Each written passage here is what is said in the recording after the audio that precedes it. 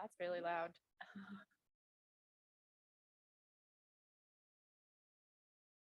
And then could you pull up the presentation? Awesome.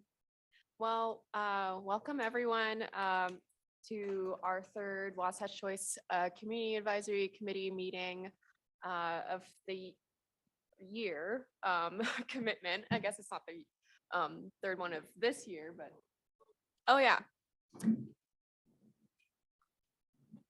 Crumbs here. Yeah, so we're really happy to see everyone in person and also virtually.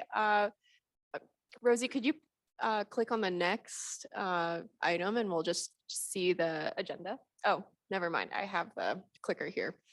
So for today's agenda, we have welcome and reintroductions, just making sure everyone knows who's here and at the table online and in person.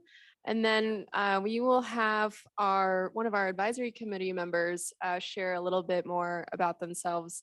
And then in the course of the last month or so, we've done some one-on-one check-ins with each and every one of the members. So we'll provide an update on how that went and also just recap, maybe have a bigger discussion on those updates. UTA will talk about the long-range transit plan and where they're at with that process.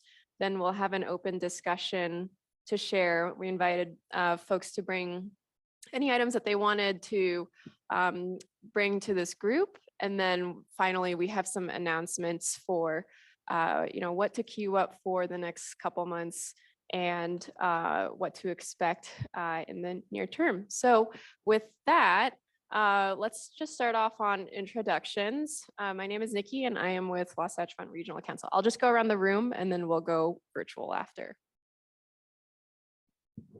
Alex Bain with UTA Planning. Megan Waters, Community Engagement at UTA. Jeremy Shinoda, Wasatch Choice Community Advisory Committee, Ogden. Hugh Van Wagen and Wasatch Front Regional Council staff. Dory Johnner, Wasatch Front Regional Council staff. Hi, I'm Andrew Gruber with WFRC. I'm the executive director here, and we're happy to have you here online or in person. Shauna Meekum, Mountain Land Association of Governments. And Kendall Willardson, also with Mountain Land Association of Governments. Mike Christensen with the Utah Rail Passengers Association and also a member of Salt Lake City's Planning Commission. I'm Lauren Victor with the Wasatch Front Regional Council. Rosie Hernandez with the Wasatch Front Regional Council. And then we'll go ahead with folks online. I think I see Curtis. Hi, yes, Curtis Herring, Executive Director of the Utah Transit Riders Union. Molly. Molly Enos, just a private citizen and the chair of the Mill Creek Historic Preservation. Sandra.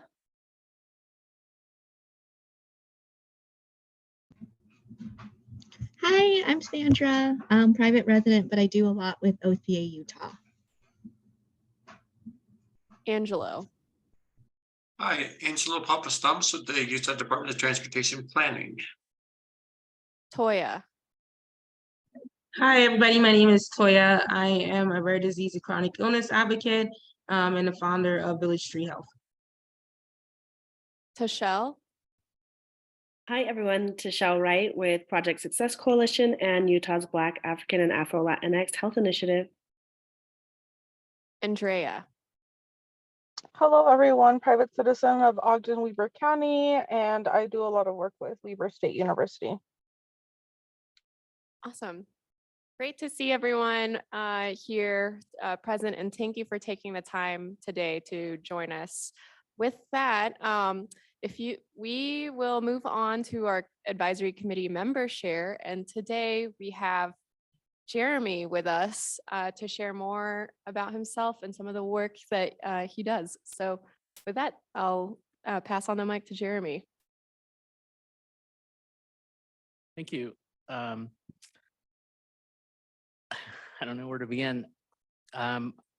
I've always been really interested in planning. I was a planning commissioner in Oregon before I relocated here. Now I'm a planning commissioner for Ogden. Before that, I served on the Ogden Diversity Commission for 4 years. My background has mostly been in biotech, pharma, in drug development. Really proud of a handful of peer-reviewed publications that I've got that deal with engineering of viruses for therapeutic use. And most recently, I've been working in the field of forensic toxicology, which is the detection of illicit substances in body matrices. But I'm so glad to be here and be able to participate. There's a lot of crossover in my professional field and planning. You know, I deal with a lot of government regulations, codes of federal regulation, accreditation, certifications, lots of rules and guidelines, and interpretation and defense and rebuttal of your views on how you interpret these rules. And there's a lot of similarities when it comes to interpretation of planning guidelines. So it's a natural side passion of mine, just in a totally different field, but applying the same methodology. So thanks again for having me. Any questions? Well, Jeremy, can you just, you are here sort of, you're a resident of Ogden. And you want to tell us a little bit about what you see are some of the biggest issues or challenges your community is facing, like as it relates to the kind of issues that we talk about here about transportation or housing or growth challenges? Yeah, we're we're right in the middle of our bus rapid transit project that's really disrupted, you know, main thoroughfares of transportation right now. I'm a huge proponent of active transportation, and you know, if I were to, in my order of preference, it'd be active transportation, public transportation, shared transportation, and then finally, you know, individual cars in general. And you know, Ogden, just like the rest of the Wasatch Front, is just growing. There's a lot of pressure on infrastructure and road, well, inadequate. You know, I think it's just growing faster than we can keep up in a lot of ways. So we just, you know, the bus rapid transit is a huge step in the right direction. But I'd love to see more SHAROs, which is the shared lanes, but for active transportation. Got a great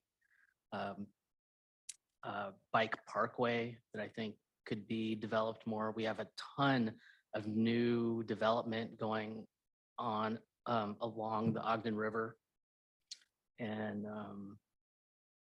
we've got a lot of like a highly impacted population that doesn't have access to adequate transportation. So there's a lot of pressures facing the city and our community, and I'm just bringing one perspective. That's all I can do, but thanks. Well, I'll just say, Jeremy, I'm glad to hear you sharing your thoughts about Ogden. We work with Ogden City a lot, usually with the mayor's office, also a member, Marcia White, who's a member of the Ogden City Council, is a member of our staff here actually, but it's great to hear your perspective on this also. And, you know, you will be happy to hear you're talking about active transportation, so people can bike and walk safely as a way to get around. We've been doing a lot collectively in that arena, and maybe Hugh, can I put you on the spot? Yeah. I'm just thinking, Angelo, Hugh, like maybe just take 1 minute and share with folks, prompted by Jeremy talking about active transportation. There's a few of the big things that are happening in that arena, what just came out of the legislative session and what we're trying to accomplish going forward. Yeah, absolutely. And fill in Angelo for anything that I missed. But I know WFRC and partners have been working really hard to get a permanent funding source for active transportation infrastructure across the state. And that was passed this last legislative session with an active transportation investment fund. It's got a one-time infusion of $45 million in addition to $45 million ongoing every year, which is really exciting because again, it hasn't been established previously. And we think this is going to affect the way we plan and the way we build these active transportation infrastructure networks. And then additionally, something that Angelo has been working really, really hard on, a lot of his team is several partners just put in for what's called a RAISE application, which is a federal grant application to improve connectivity to transit, first and last mile connectivity for people biking and walking to transit and that public transportation. And so we're really hopeful about that application. We'll know more about it in later this year, early summer. So those are two big things. And just on that first last mile note, this is one effort of several more we plan on moving forward. MAG's been involved as well to continue to improve connections to transit and help anybody that not only relies on transit, but those looking for different options to get around, improve those connections. Yeah, I don't have too much said, a little bit. We do have, like Hugh said, on the first and last mile, we have a project in Ogden actually that's been identified on that grant. And so we have many, and this is just a start really. And so big news for the $90 million that was just announced that Andrew and Hugh talked about. UDOT has now formed a transit and trails group. And yeah, I've been around for a long time, you guys, and it's really exciting that UDOT is finally embracing transit and trails like I had hoped we would, so it's really exciting. So we've got a lot of things to do with that $90 million. They've given us some resources, so we're hitting the ground running. Carlos, our director, announced our division today. And so, yeah.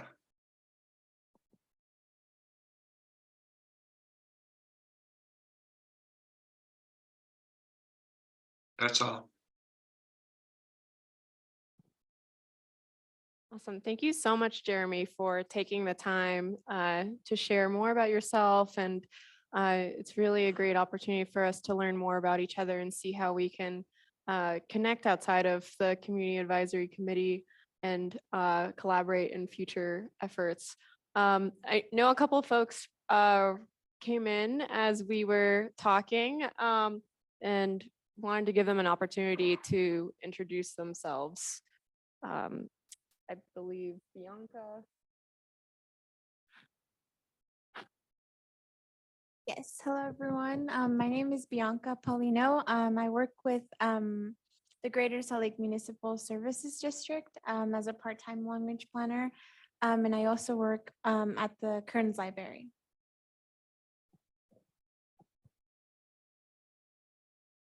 Jay Aguilar, I'm the Long Range Planning Manager for UDOT in the Taylorsville office. And I believe Halima also joined recently. I don't know if you want to introduce yourself, Halima.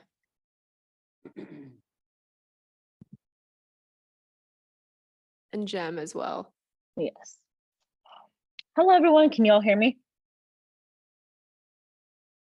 Yes. Yes. Okay, awesome. Hello, everyone. My name is Halima, and I use she, hers pronouns, and I am part of the refugee community and also represent the refugee community as part of this coalition. So yeah, so I'm here to, yeah. What else would you like us to share? No, that's great. Just a little bit about yourself and who you're with and that covers it. Thank you, Halima. And Yeah, thank you. And I'll just have my camera off, but I'll be hopping in and out. Like meaning like my camera. No I'll just have my problem. camera off. Okay, thank you.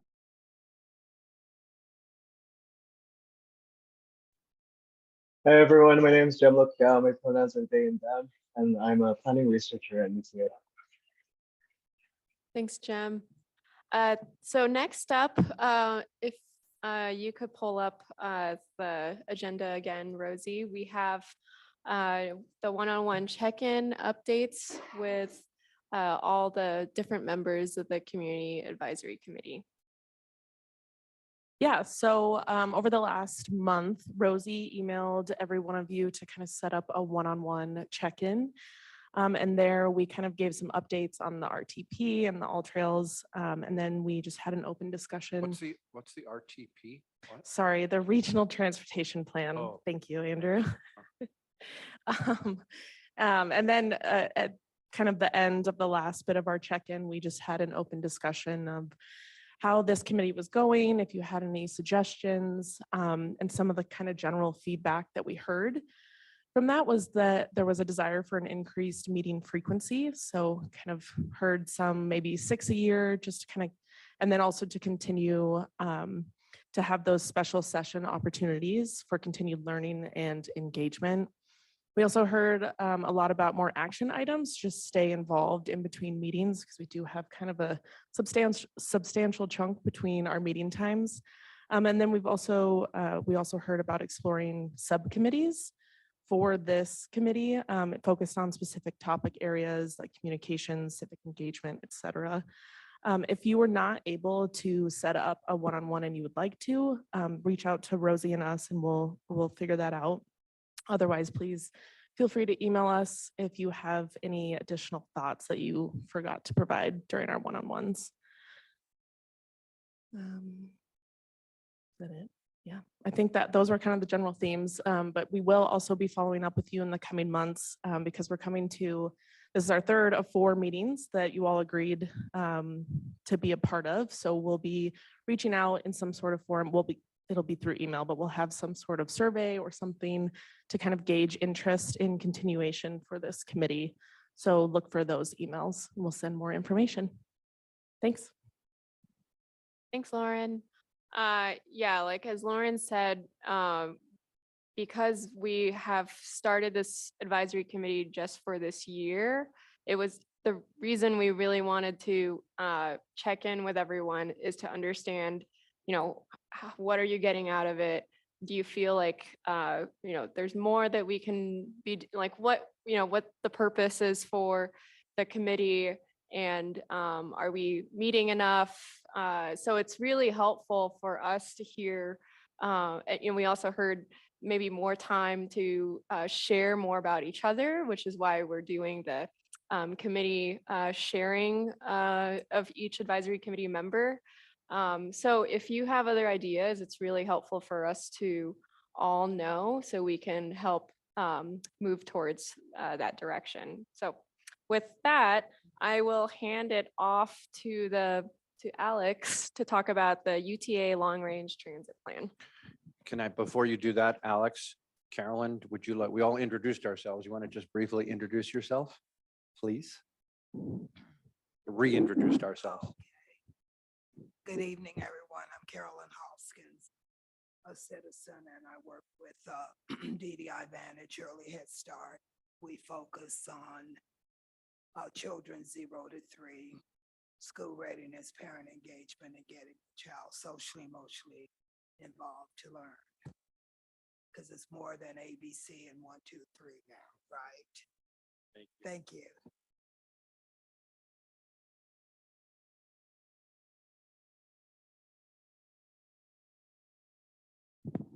We're casual here right now, right? So I'll just sit here if that's okay with everybody. Thanks. I'm excited to share some information about UTA Moves 2050, which is our first UTA long range transit plan, looking out to 30 years to 2050. And Megan Waters is here with me, who is Director of Community Engagement. team, and we may defer if you have questions as we go through. If it's specific to engagement, we'll probably sort of tag team that, but I'll go ahead and give you some information. This is similar to a presentation that we gave in a virtual public meeting a couple of months ago. So I'll have to see what I remember from it. Okay, so just quickly want to talk about the goals, process overview and the schedule, what's informing the development of this plan, how we are looking to seek engagement, some of the ways that we're looking at, and what we hope to come out of the plan. So as we all know, you hear all the time, we hear it all the time with our partners, and it's on the news. It's happening for real. Our region is growing. We're one of the fastest growing regions in the country right now. And we know there are air quality and traffic congestion issues. We don't see a way to, and UDOT recognizes the same thing, that we can't build our way out of congestion with making roads bigger. And transit also serves to help economic growth and opportunity. And so why a long-range transit plan? The two maps here kind of look at the South Salt Lake portion of our region, and that a lot of it was really farm fields 20 years or 30 years ago, and it's very different now. When you think about transit investment that's happened, tracks didn't exist at that time, or it's in its nascent stage. Frontrunner wasn't in operation. Our bus network was not at the extent that it was. We didn't have a BRT system. So when we think out 30 years into the future, all of that planning for things that we see today didn't happen in a short period of time. It happened in partnerships with Wasatch Front Regional Council, with Mountain Land Association of Governments. So we need to really think about what's the plan for UTA. We've also sort of identified there's the big project, but then there's also other pieces of transit and operating transit that happen outside of building a big project. So as I said, we're looking out 30 years. We're going to be developing a vision for the future and really looking for ideas across the community. And we'll have a plan that similar to the plans that our MAG and WFRC friends create. It will have a phased approach, but then also items that are vision, things that we would like to do if funding becomes available, but may or may not happen. So in the immediate future. So the goals are strengthening partners with the communities we serve. So this is part of that. We had a listening tour where we talked to city representatives across our entire service area, which extends from north to Brigham City and south to all of Utah County, and then includes portions of Tooele. So we're about 1,500 square miles. We serve a very wide range of needs and interests in different communities. We want to look at long-term transit needs and really develop a holistic vision. I'll talk a little bit more about that in a minute, and come up with a system-wide vision to look into the future, and then really think about how can we get it done. And you know, we have lots of questions about what's happening with service on the street right now. We have a whole team focused on that. We're really looking 10, 20, 30 years out. So just quickly overviewing how the planning process works. As I mentioned, we coordinate very closely with our Metropolitan Planning Organization. Andrew, I'm trying not to use acronyms every time that I cannot use an acronym. We have many of them. Our partners, Mountain Land Association of Governments and Wasatch Front Regional Council, and developing 30-year transportation plans. And we see the LRTP sort of meshing well with those existing plans, but looking beyond that, as I said, to other transit needs. That then, you know, this really is sort of describing when you're like, how does an idea turn into transit you see on the street, right? So it starts with a look 30 years out, and then as we get closer in time, we start thinking about how we're going to fund it. And once we get to 5 years, that's a pretty big jump, but that's when we've got money secured, whether that's grant funding or local funding. And then we start thinking about operationalizing it. And then on a yearly basis, we make changes in our service. So this is just a quick sort of roadmap of where we're going with the RTP or the LRTP, Long Range Transit Plan. And like I mentioned, we did a municipal listening tour. We've selected a well-known consultant, Nelson Nygaard, that's done similar processes around the country. And so since it's their first time, we thought, well, let's get somebody who's done this before. So they're helping us out. We have a community engagement plan. I was just going to add that the timeline for community engagement is a little bit pushed back. So we're not actually in phase 2 right now. I'd say we're more in phase 1. Great, thanks. It depends on how long winter lasts. So, yes, we've done some initial outreach. We have a survey online. I'll share the link later on. And we've had a virtual open house, and we're continuing discussions with different groups. We're working on a system-wide needs assessment, which is not something we've really ever done at UTA, is look across our entire service area or any places that we might add service over the next 30 years and think about where do we have gaps now and where should we be looking out now and into the future.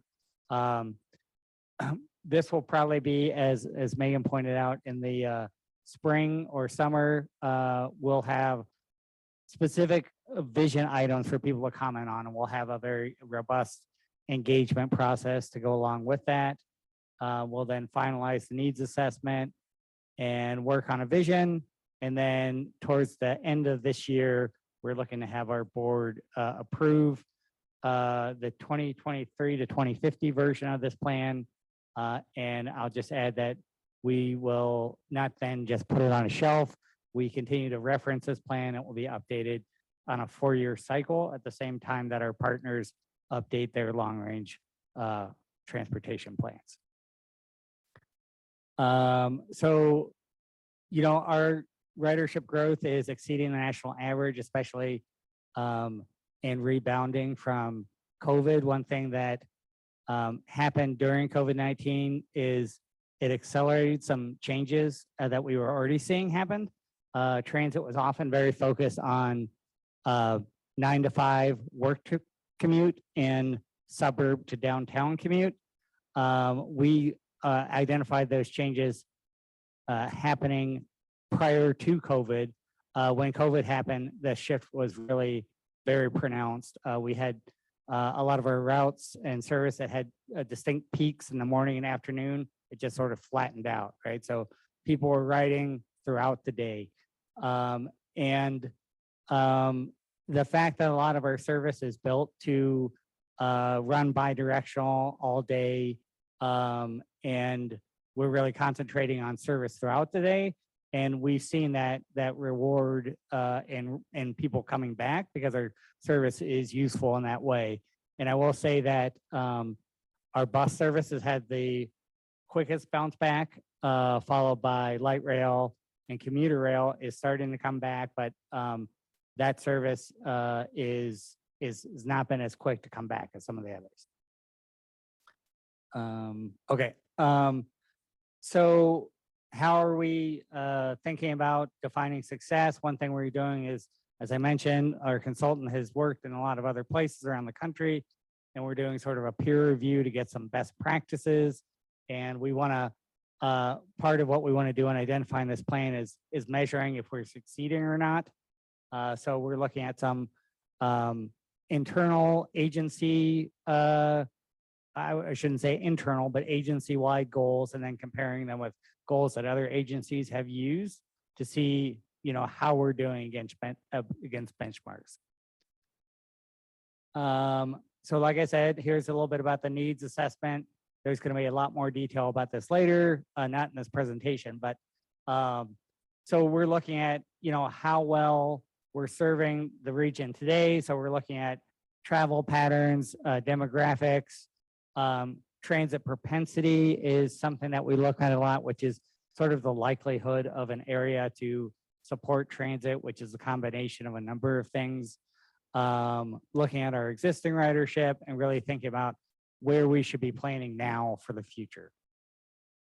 And then once again, this is a little bit of crystal balling, but you know, we have to have some sort of estimate. And once again, this is relying on information that come from our regional partners on where they think growth is going to happen and what city plans say we're going to, you know, we think we're built out, we're going to stay single family, or we're growing like crazy. So, and then kind of look at the gaps and see where we need to really maybe reconsider some things. We're going to have a strong social equity component. So, you know, where do we identify whether those are the Wasatch Front equity focus areas, which have been identified and I think discussed in this meeting, this group before, about areas that have higher concentrations of low income, minority, and zero car households, and is transit adequately serving those areas? So that's going to be something we're thinking about a lot. And then accessibility with the current network. So we want to think about who can get to transit right now and how can we move the needle on that, and not just who can be close to transit, but who can be close to really effective transit, where we think all day, 7 days a week, 15-minute or better. That's when transit really becomes something that you can rely on to get to jobs, medical, recreation, the things that you want to do without a car. Our next steps is developing a vision. So we're looking at our partners' plans and what they've developed in partnerships with the communities where they are. So, you know, I don't want to imply, and it should be very clear that MAG and WFRC develop their plans based on what their communities tell them they're looking for in the future. And so that's going to be an input, and we're going to have our analysis. We're going to have what plans exist, our internal plans, and develop a prioritization. And we're going to come out with that initial vision and get input and refinement and go from there. So, so we're looking for people to be involved. We have a project website up that we're still refining at this moment, but it's rideuta.com/LRTP. We're also got far enough along that you could also just Google, you know, UTA Long Range Transit Plan.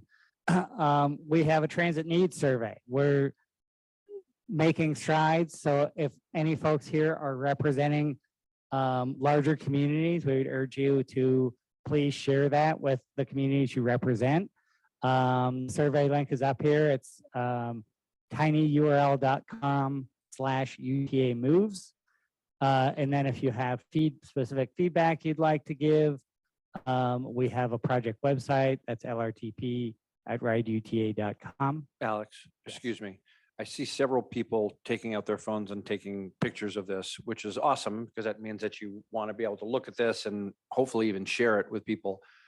We're going to send an email to all of you following this meeting. I think is what we always do. That has all of this information. So you're feel free to take pictures if it's stuff you want to grab, but we will send info out about this. And then hopefully, you know, hopefully those of you that are members of the Community Advisory Council, you can provide feedback yourself to UTA, as Alex is talking about. You also, I'm assuming, Megan, they can, and we'd love it if they would share it with your list, with your organizations, with folks in your community to help. That's part of the role of this Community Advisory Council that you all set up, is that we, the transportation agencies, would share information with you, and then you would be able to share that with your communities. And so to help be the bridge between the community and the transportation planning work. So Megan's nodding yes. Absolutely. Yes, that would be great to share it far and wide. I'm also very much welcoming any feedback you have on additional engagement approaches. Like I said, we are in phase 1. We are focusing on this high-level transit needs survey, but we do plan to move into additional engagement opportunities. So if you have a community group that would like to have a discussion, for example, or if you have community events over the next few months that you'd like us to have a presence at, please let us know what those opportunities are that come to mind that you think might be good to engage on the long range transit plan. Alex, I didn't mean Yes. to, I Oh, did mean to interrupt you. By but all means, carry I on. appreciate the contribution to the discussion. So yes, everything that Andrew said is correct. We will, there'll be a follow-up to this and we can, I believe we have the presentation posted online and we can send a copy of that as well. As much as photographs are great because that means you're interested in something in particular. If you didn't get it, we'll have opportunity for you to get this afterwards. Alex, I just had one more question too. Is there a sign up sheet that folks can sign up for updates aside from looking at the website or newsletters or anything like that that Yes. would be able So to share? Okay. like Alex alluded to, the website's going through a little bit of transition, but right now, if you go to this site, rideeta.com/LRTP, it's a little bit like clicky, but you have to click on a button from that site. It'll take you to an external site that we're using for the project right now. That may change. Please don't be alarmed if that changes. But there's a sign up where you can add yourself to a listserv for that. So that's active and available right now. Thanks, Nikki. Thank you. And this is really the end of the presentation here. So, so the last part of it is just what's the outcome? And as I mentioned, we'll anticipating the plan to be done towards the end of this year. And we want a plan that comes from the community and it looks at current and future transit needs and has a project prioritization. And the other part of that, as I mentioned, since this is updated on a 4-year cycle, we are developing a process for in a few years, we're going to do the same thing again, because we know that if we did this plan and put it on a shelf in 10 years, somebody would be like, that's crazy. Why did they include this here? Right? The world changes. Things that we think are going to happen don't. Other things that we didn't think would happen do. So it is a living document that we will update on a regular basis. And it is also concurrent with UTA's 5-year service plan, which is updated on a 2-year basis and is a closer look on specific service happening on the street. With that, I will happy to entertain any questions or discussion. And thank you. I did have one question. How much, I guess, cross-district collaboration is there in this? Because one of my big concerns is that we're not getting public transit that is really extending into neighboring districts like Park City and I forget the name of the new Summit County one. High Valley Yeah. Transit, yep. And also going north into Logan to connect with Cache Valley Transit. Yeah, great question. Yes, the answer is yes. We are looking at that. That is part of the edges of our service area and how it intersects with our partner agencies, whether that's Cache Valley Transit up in Logan or High Valley or other places. So when you get to the end of our existing service area, like how you make that transfer and you know, that's something we've already been thinking about. There's a study coming up right now that's looking at Box Elder County and connections into Logan, and we're involved in that as well. So short answer is yes, we're for that.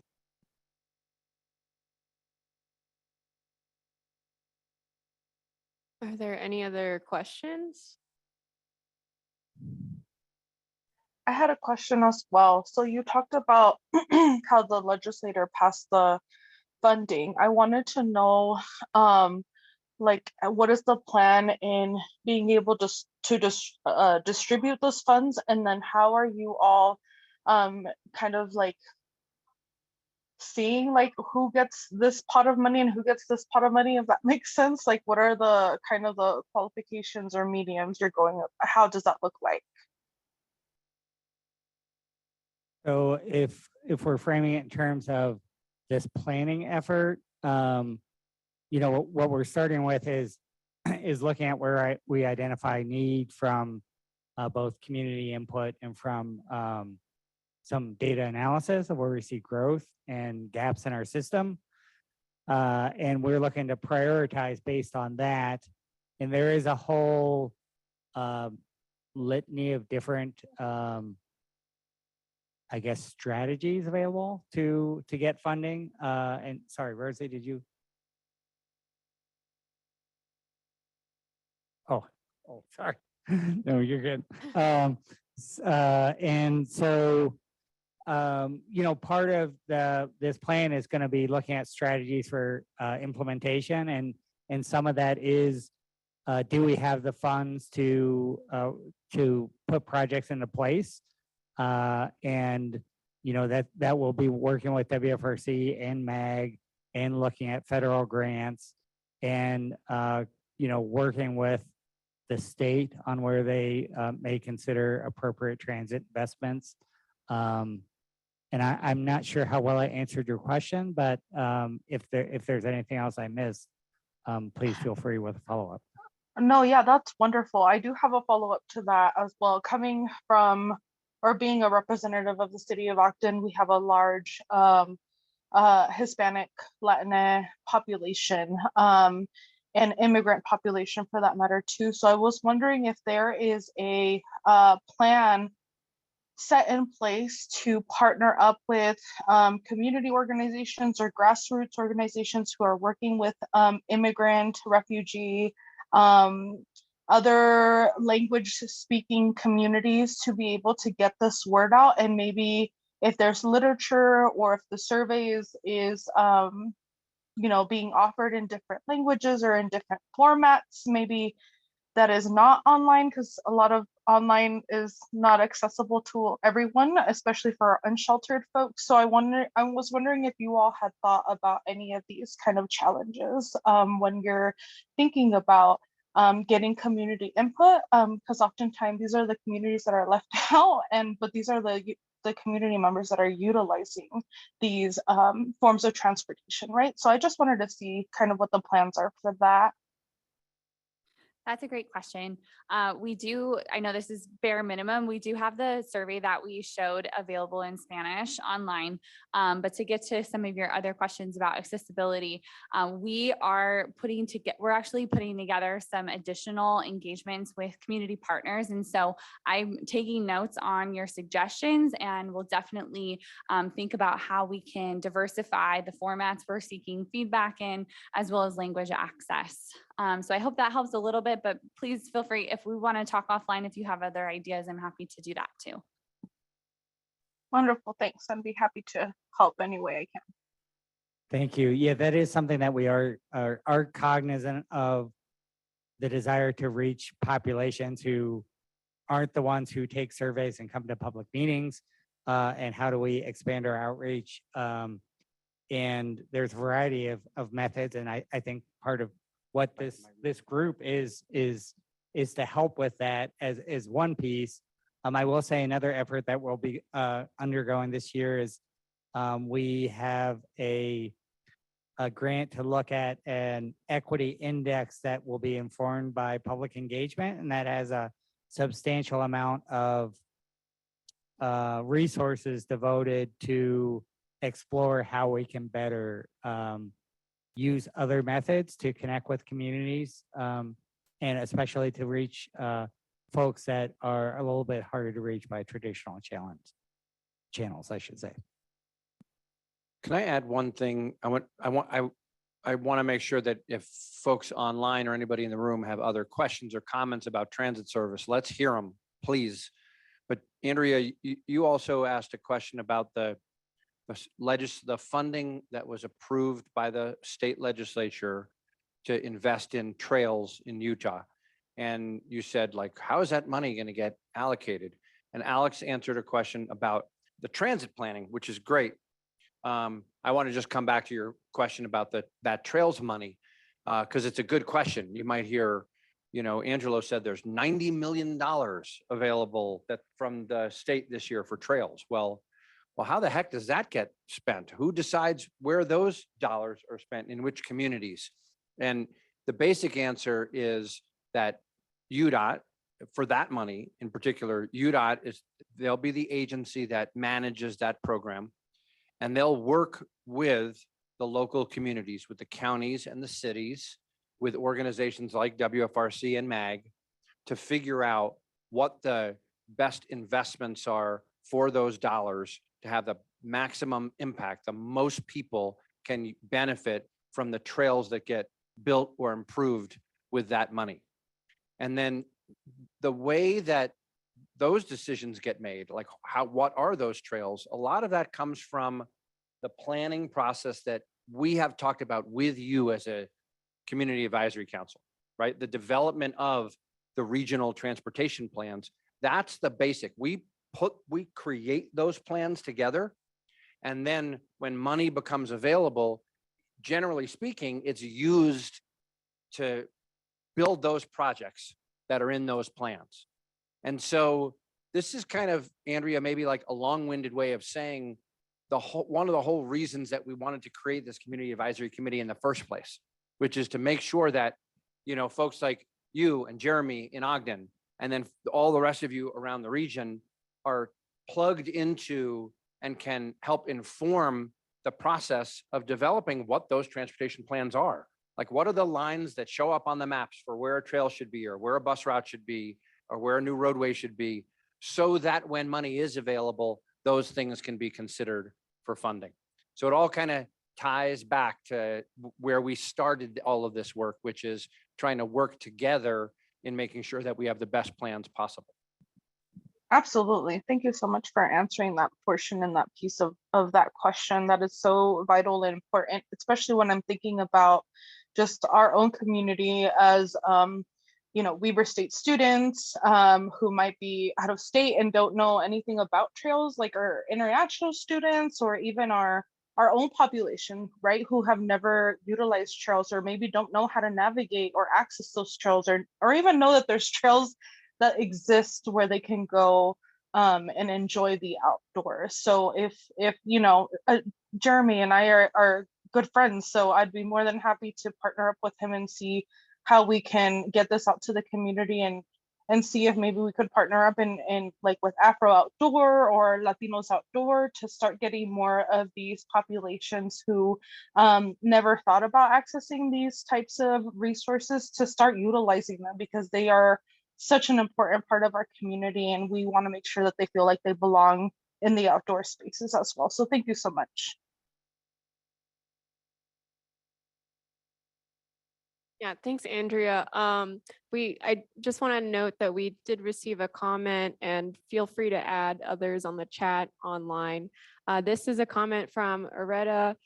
Please keep community health workers, representatives in mind when reaching out to hard to reach communities, not just minority and low income, but also our elders, persons with disabilities, rural areas, etc. I am grateful to be a part of this group to spread awareness. And I don't know if Areta, if you are able to speak in addition to that, or have any other thoughts you want to share to the group, but I just want to welcome you to share those. No, thank you. That I just wanted to put in a reminder about other communities that utilize transportation or could use transportation in their areas, but that we sometimes forget. So, but that's it. Yeah, and we really spent in our last community advisory committee meeting, when we talked about the regional transportation plans that WFRC and MAG are kind of at the tail end of developing, which is a 4-year cycle, and we'll start that again this fall. We talked about a lot about how we can, came up with brainstormed and ideas of how we can reach hard to reach communities. And I think when all of these plans, like the long range transit plan that Alex just spoke about, I think it's really important to keep all of those ideas at the forefront. So if you have communities or connections to different communities that you think would greatly benefit from being involved in these different processes for transportation planning efforts, please share that, because I think we can all benefit from learning from each other on who we can better connect with. Are there any other thoughts on questions about the long range transit plan?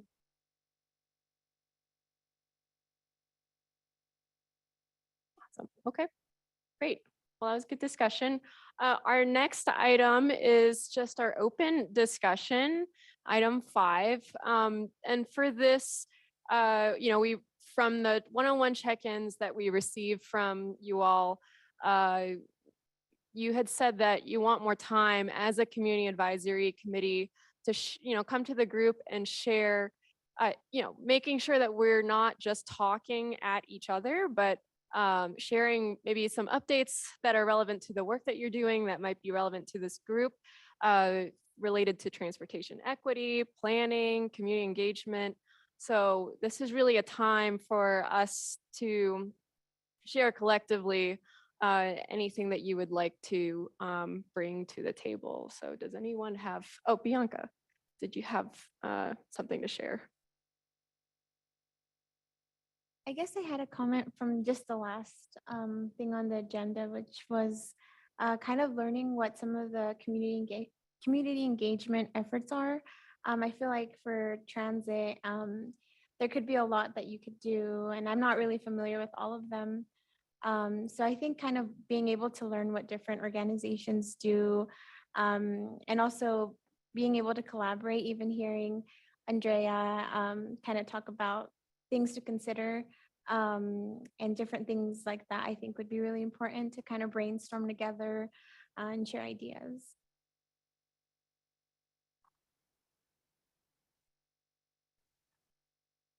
So for us, kind of on the long range plan, we're gearing up for doing some outreach. So Alex mentioned in his presentation, we did a listening tour where we met with almost every city in our service area and got some ideas about what works well in their communities and what hasn't worked so well. And so we're trying to infuse some community specific approaches too, where they know their communities best and have good ideas about how to reach those communities. But it is definitely important to hear from this group too. So I'm excited for that part of the discussion.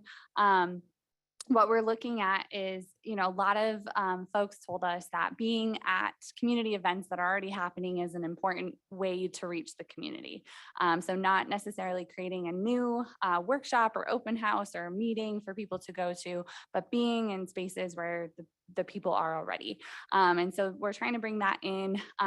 There's also the traditional ways of getting the word out and having digital engagement, which we know there are limitations, as Andrea talked about too, but really making sure that people are aware and have access to it in multiple forms.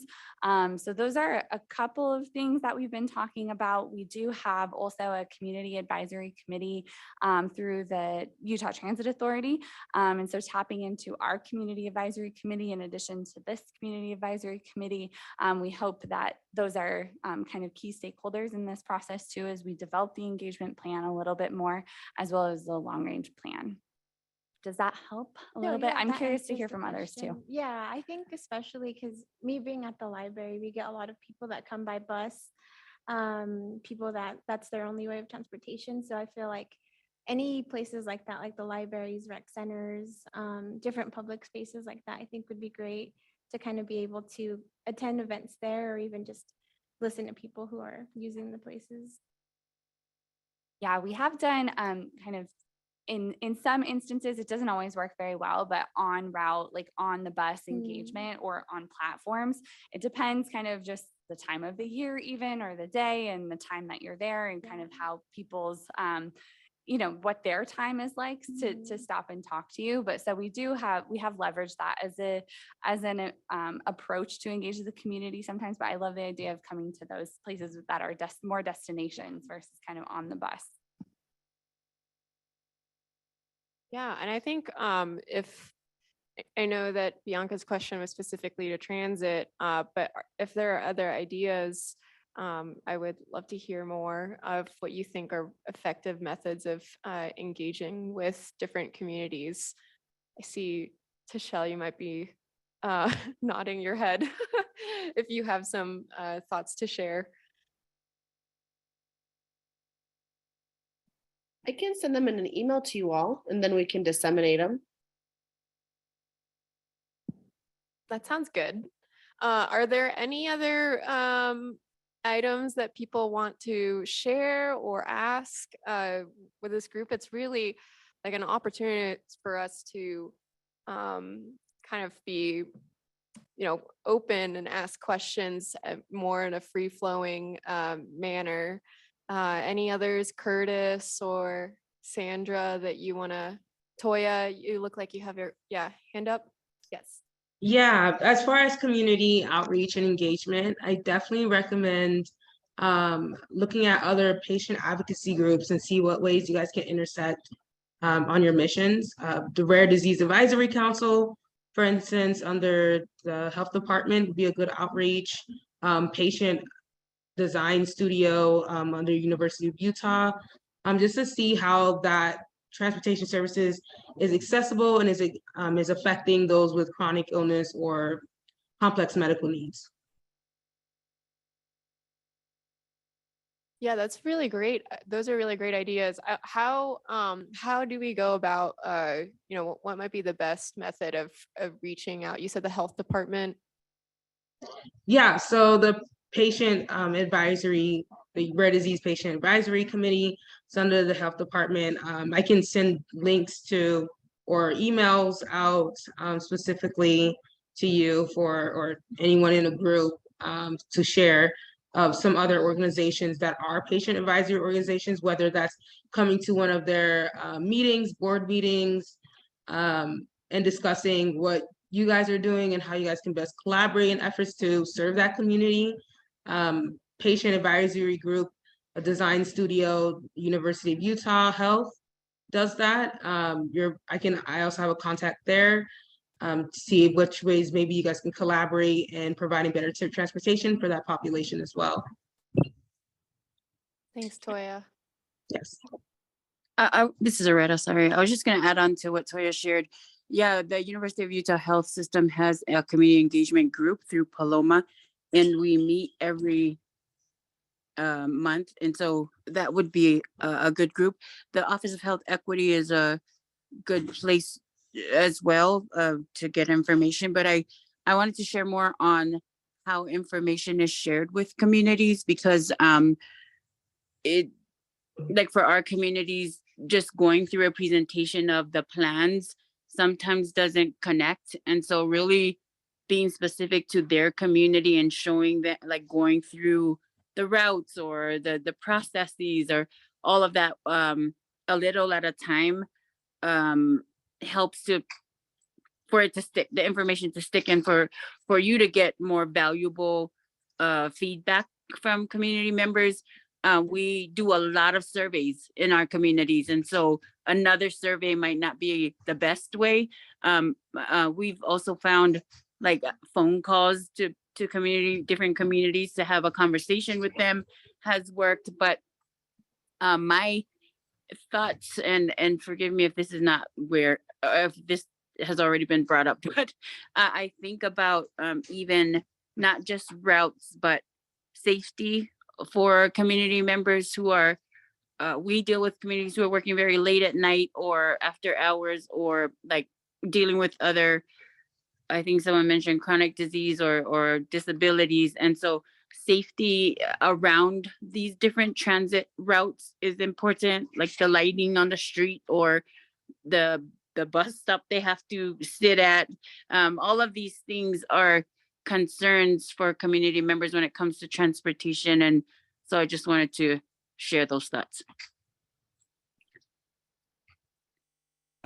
I just wanted to say that's a great point to bring up. And one thing that we want to look at is make sure that when we are thinking about transit service and how to serve the community, that we realize that it can't be done on a computer with looking at data, that you need to actually connect with the community and not assume that we've come up with the right solution without finding out, right? Because if the problem is, we might extend service, but if people don't want to use the service because they don't feel safe, because the bus stop isn't well lit, or they're not able to access the bus stop, then the only way we really get that kind of information is through more direct engagement. So thank you for sharing that.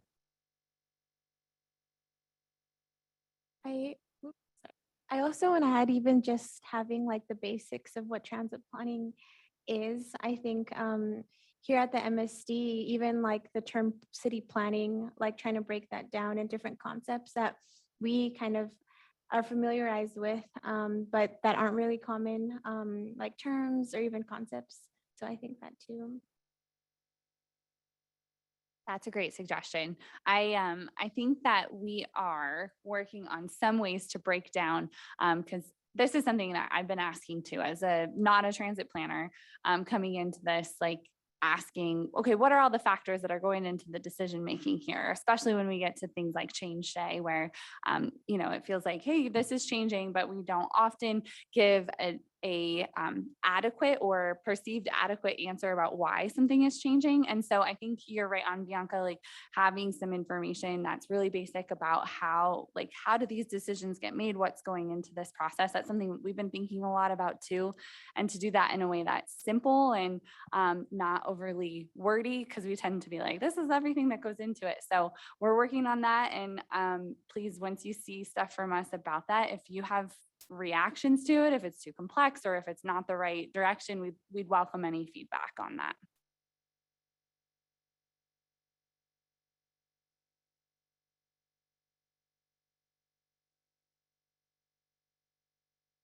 Any others on online that want to share, or in person too? It looks like Mike, you were going to say something. Yeah. This is hopefully more of a short-term issue, but since we've got UTA kind of on the hot seat, I wanted to ask about it. I have a lot of concerns about the driver shortage and what UTA is doing to address that.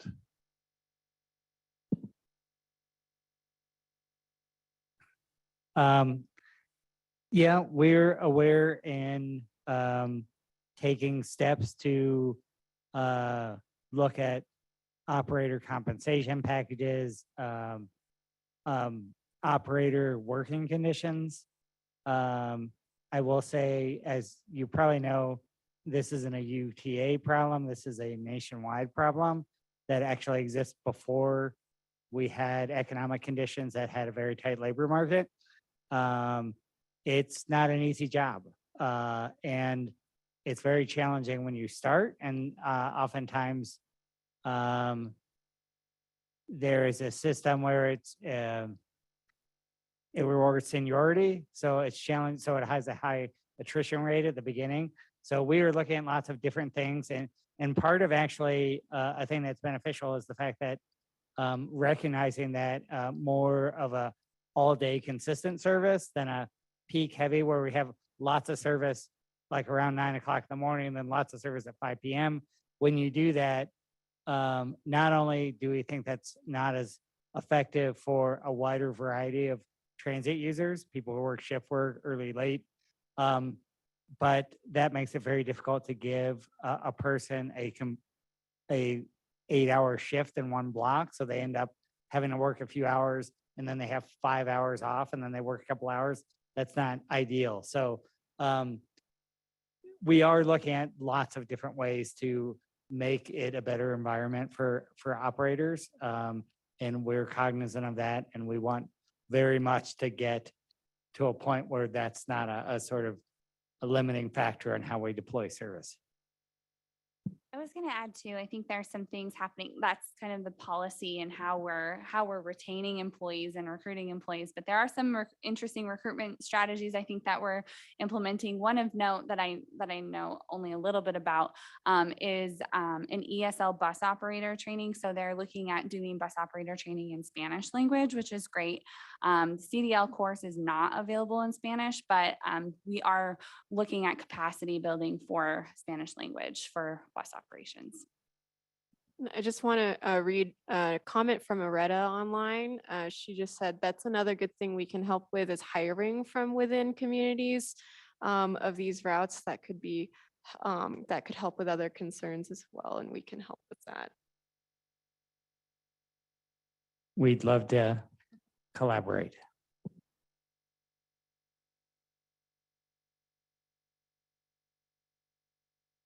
Great. I don't know if there are any other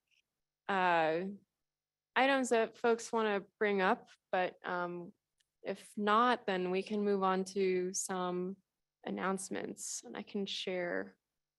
I guess I can go ahead and share my screen too. Let's see.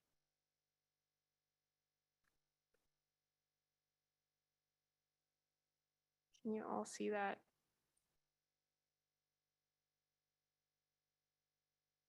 So we have a couple of announcements, and I'll hand it off to Angelo to talk a little bit more about the Move Utah Summit and the breakout session volunteers you were kind of looking for, Angelo. Okay, yeah. Move Utah is our really our biking and walking program where we involve communities and look at planning, and we've been tackling equity issues on that. And so we're gonna be hosting. I don't have that date in front of me, Lauren. Is it April? No, it's actually May.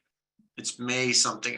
I'll give you the date real quick. I'll put it in the chat. But anyway, we are gonna be hosting a summit, and we'd love to get one or two of you folks involved on being on part of the speaking engagement with it. And if you do, if you're interested, you can talk to me offline, okay? And then I can tell you all about it, what we're doing. But it's going to be it's a really good event. We've held it for 3 or 4 years. Got a lot of people. We got the health industry heavily involved, lots of folks. And so anyway, love to have a volunteer or two. Just think about it. I'll put the link in the chat. I forgot totally, Lord, that I was doing this today. So I will put the link in the chat, okay?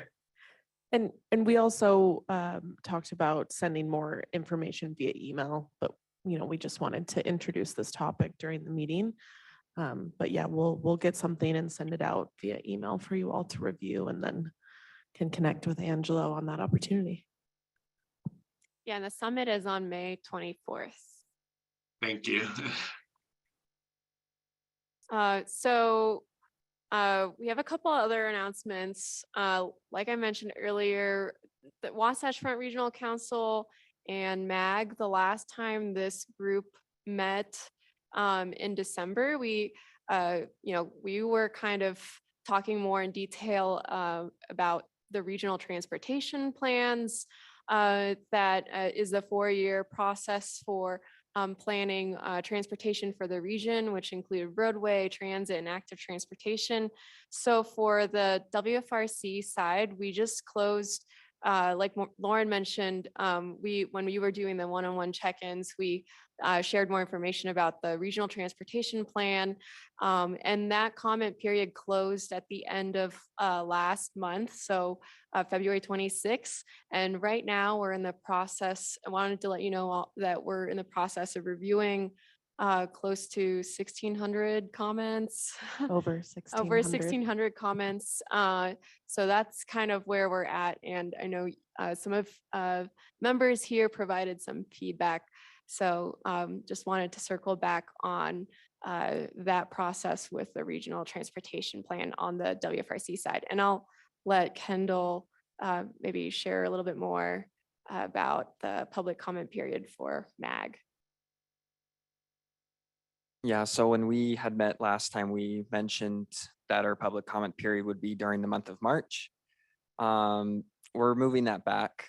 And the specific to next month, the specific dates, we'll also include that maybe in detail when this is sent out, but it's April 7th to May 5th, just a general. That's going to be mostly online this go around. Again, we'd love to, as we continue in developing the RTP next go around, definitely using different channels to reach out to our communities. And so we can also provide the link to that. So that'll be opening up public comment in April, and that will show you, yeah, all the projects that we've been doing in our plan. Great. And then as far as for our next meeting, which will be in June, it's hard to believe that because it feels so far away. We've talked a little bit about the Utah Trails Network this evening, but I'm gonna just hand it off to maybe Jay or Angelo to talk a little bit more about that, as well as the Healthy Places Index, and kind of prime you on what is up ahead for us. Angelo, do you want to share some? Yeah, let me go ahead and take the lead on those two items, okay? So as we said with the Trails Network, it's really exciting that we've got $90 million to build some trails, okay? And connections to transit are part of that. We also got some specific transit money that, of course, we work with UTA hand in hand, and we're gonna build that. So lots to do. As far as the definition, Andrew kind of gave a background to how it's sort of created. It's fluid and dynamic, you guys. What we did is using everything that Andrew talked about, all of our active transportation plans of our communities. You put everything together, submitted something to the governor. They basically liked the concept. I think it was around $45–50 million of projects we submitted as an idea. Okay, there's a lot of work to be done. There's going to be a lot of community engagement. I can't say that I know any of the answers. I can say that at some point, since we've established our group that I talked about earlier, they will be able to come with this group and talk more about it. Give us some time though. This is brand new. Okay, so I don't know, Lauren, when's our next one? June. I think June.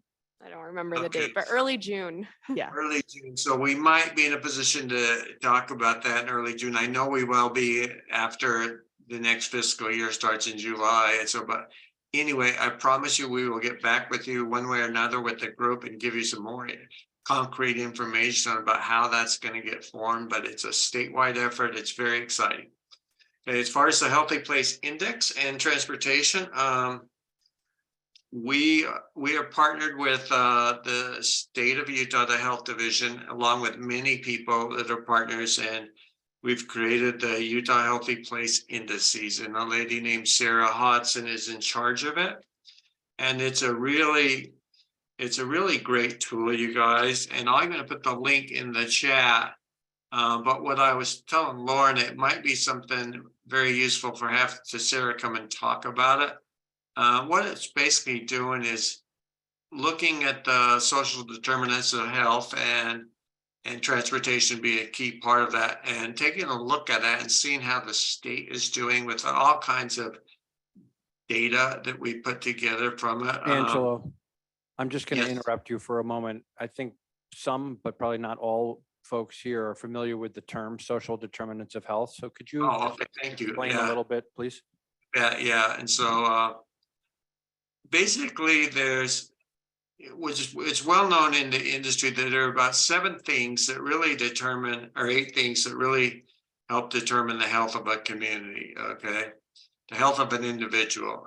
And those things we have mapped, and I am going to pull up those things in just a second. But transportation, again, being a key part of it. There is, gosh, you'd think I'd be prepared a little bit, Lauren. Sorry. You're good. It's basically barriers of transportation, housing, food, just access to these things that are barriers for communities where they prevent them from like attending doctor's appointments or focusing on chronic disease or other things because of these barriers. Thank you. Yeah, that's great. Thanks, Aureta. And I mean, it's really kind of remarkable, the research, and it's not even a question, but at this point, that the majority of people's health is not actually based on the quality of the medical care they're getting. I mean, that's something like you know this too, Carolyn. I mean, it's something like 30% of people's health outcomes are actually based on medical care, and the overwhelming majority are based on these other factors, that these community-based factors, which include access and transportation, all of these other items that we're working on. So, Angela, we're all just jumping in here to be supportive of the importance of what Yeah, you're I have talking it about. all. I have it together now. So thank you very much for covering it. So the 8 determinants of health that are used in our mapping are education, transportation, housing, social, clean environment, neighborhood, healthcare access, and economic. I see in the chat that someone wanted to know more about it. That website that I posted, I believe I posted it. It has all the information on it. It's a really useful website. It also has a lot of demographics and equity things related to it, whether across the state, lower income, different communities, and you can break it down and look at each community on those social determinants of health, okay, and see it. So we as a transportation group plan on using it. We are actually producing together with the Department of Health, producing a public one-pager and then a transportation one-pager, which is more details. And I will have that ready for the next meeting in June, where we'll have that available. But the website is a great source of information. And again, Sarah Hodson from the Department of Health is leading it with many partners, okay? There's been many transportation partners involved in it too. And so Megan's been talking to UTA a little bit today. And so she's been a big part of it. But anyway, great information to help us integrate health and transportation together and see where the deficiencies are. Thanks, Angelo. And I mean, we have this list of announcements, but if there's any other pieces anyone else wants to share, last call before we end our time together. Andrew, you look like you're about to say something. Oh, no, I'm just eager to hear if anybody else has anything they want to announce, any of the members of the Community Advisory Committee. Announce, maybe be too strong of a word. Share. Share. Doesn't have to be super formal. I'd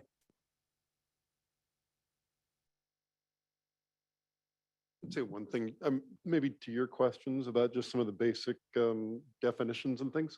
Wasatch Front has one of the best websites in the state, kind of covering lots of topics. And so that's a great resource to pass along to other people.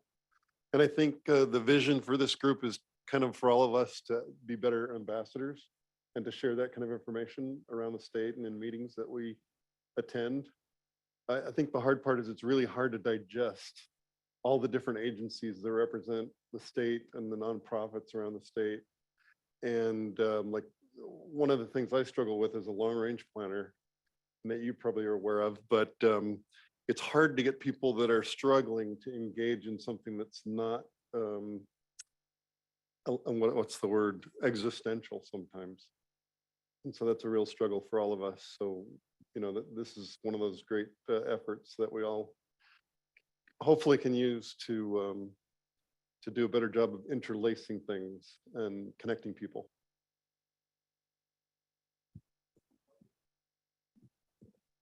Wasatch Front Regional Council I think he's talking about just our website, the WFRC. That's right. Is that what you meant, Jay? Yeah, thanks.